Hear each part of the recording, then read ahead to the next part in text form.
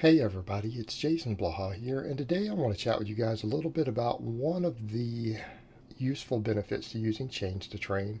And this is one of the reasons that I say that every good gym should have chains in them. And if you have a home gym, investing in some chains is worth doing over time. But one of the things that we used to see historically done was partials being done before chains were invented for the purpose of simply handling heavier weights. And I'm not saying there aren't some perks to that from a movement pattern perspective, and even for learning your groove. There are benefits using partials to find perfect ranges of motion off of pins. However, people need to realize that when you do it in that way, it doesn't actually help muscle growth. It's actually an inferior training stimulus. Okay, half reps and things like that produce less muscle growth. And that's generally confirmed in all the research that looks at it, even when using weights heavier than your 1 rep max. But one of the things that was frequently done in the past was using heavy partials or lockouts, pen lockouts, things like that on various lifts to simply get used to holding a heavier weight, to load your body up heavier, to load your hands up heavier. And this has been done with everything from the squat, bench, deadlift, overhead press.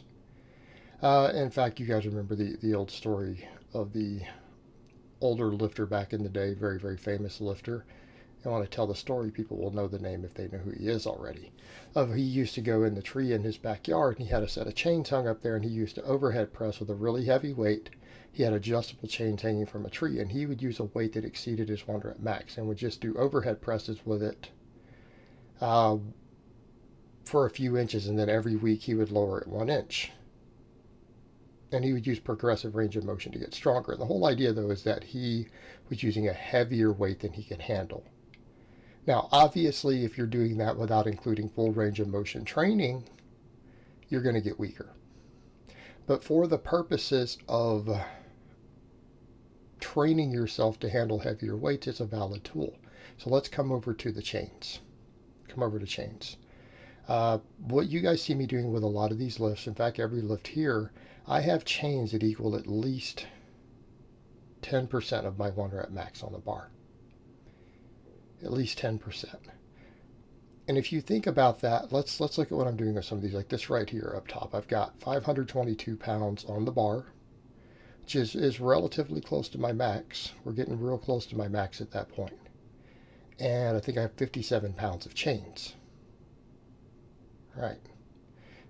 Going to be at least 10% more than my 1 rep max.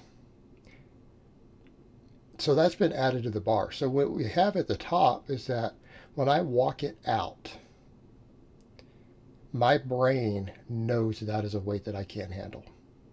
Okay, I cannot squat 570. I can't squat 570. But that's what's on the top of the bar. And when you go to lower it, it causes a neurological response. Your body tries to control the eccentric more, right? You get these slow eccentrics. It teaches a great degree of control because your body is going, oh my God, this is a weight I can't lift. Now he's lowering it. It can create a sense of panic. It creates a sense of panic because that's what our brain does. It knows when we hold in our hand a weight that's heavier than we can lift. It knows it. It will try to reduce your range of motion. On a bench press, it'll make you try to stop from touching the chest, right? On a squat, it will try to keep you from going to parallel. It'll try to make you do a half squat and shut you off because your brain says this is too much weight. Now, the reality is because it's unloaded largely the extra weight at the bottom where it's easiest and we can do it, we actually are capable of doing it, but our brain doesn't want us to do it. Now, people would say, well, what's the benefit to this? Because it teaches you to get used to having a heavier weight on top. There's a nervous system component to that, of having a weight sitting on your back that is heavier than you can handle. When you start messing with chains and do things like that and you go ahead and you do squat it, it conditions your body to get used to that heavier weight. Because what's one of the things that we all know? Everyone who's done max squats, when you unrack a weight, if it feels light, no matter how heavy it is, even if it's 20 pounds more than you have ever squatted in your entire life, when you get under and you set in tight and your upper back is tight and the weight feels light on your back, it doesn't matter how much weight it is. You make that squat every single time. Okay. The only squats that are in question are the ones that feel heavy. When we stand up out of the pins, if the weight feels heavy, that's going to be a grinder. Okay, we know that. That's going to be hard. But if it feels light, we make it every single time. I have never, ever in my life missed a squat that felt light, even a PR, when you unrack it. So what we're doing is that we are conditioning ourselves to handle that. And also, what are we doing? In the case of me, if you watch some of these, I sometimes have a little thoracic rounding up top. For me, keeping my upper back tight will make or break me on a squat. Well, it's the same for a lot of other people. It gets you used to holding and supporting a heavier weight up there. Okay? You can build those regions up. And it teaches you to follow through. So that's the other perk to something like that. It teaches you to follow through with that heavy weight that's heavier than it should be through that point in the range of motion. It teaches us to lock it harder. All right, you come over to the bench press. We get used to having that heavier weight in our hands.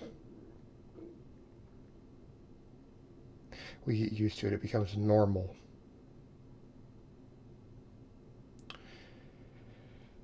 The reason this matters is that this teaches us how to lift heavy. In other words, sometimes we miss lifts because we don't grind through, because we psychologically defeat ourselves, because the weight feels too heavy, and we miss lifts that we were strong enough to make. Bench press, a squat, whatever. And a bench, it's the same thing. So if you get used to just feeling that heavier weight in your hands, you don't get psyched out when you go to grab the real deal later. Because if you're used to 275 plus 60 pounds of chains, and you haven't ever benched, say, 315 or 320 before, and you do that with the chains, and then you go to bench the 315 or 320, when you unrack it, it's not going to feel that heavy. And if it doesn't feel that heavy in your brain, you know that you can press it. When you unrack it and it doesn't feel heavy and you can lower it under control, you're going to bench it every time. Even if you've never hit that lift before. It pushes us past those psychological barriers. All right? It trains you to push past those psychological limitations of this weight feels heavy, and therefore it defeats you before you even start the lift.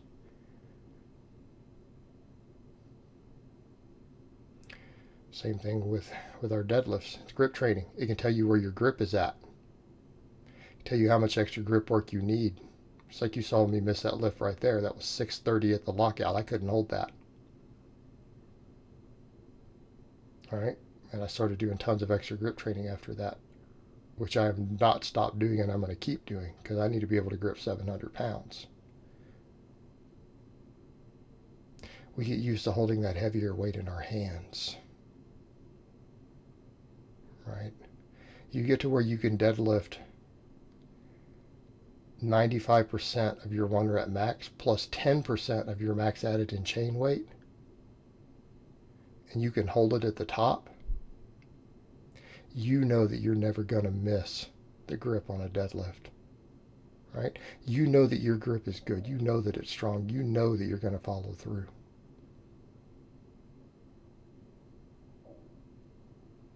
You get used to that heavier weight in your hands. Helps you train grip a little bit, but it also helps you test your grip. You see how much weight you can hold at that top, because that top is what gets us, isn't it? We either lose our grip midway below the knee, and then we miss the whole rep because we know it's slippery, or we miss it at the lockout, and you have to hold for that brief second at the lock. Get used to that heavier weight in your hands. It teaches you what your limits are. And it trains your brain to say, hey, I can handle this weight. So training with chains in this manner, again, has a very large nervous system and psychological component in addition to whatever physiology we have. So that basically we don't miss lifts anymore, that we have the muscular strength to actually complete. All right, guys, but that's really all I have to say on that today. I hope it's been informative, and I will talk to you guys next time.